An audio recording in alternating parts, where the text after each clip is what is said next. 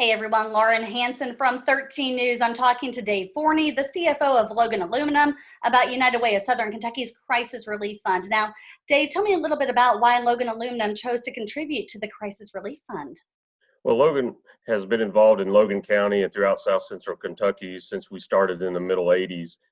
We are involved in many ways and have actually partnered with the United Way of South Central Kentucky for the last 30 years as many avenues of outreach to people in the area. And now tell me a little bit about why you feel the United Way Crisis Relief Fund is the best way to aid the community during this pandemic. Well, over the last 60 years, they've partnered with many agencies throughout the community, helping individuals and families, whether it's financially, education, for hunger.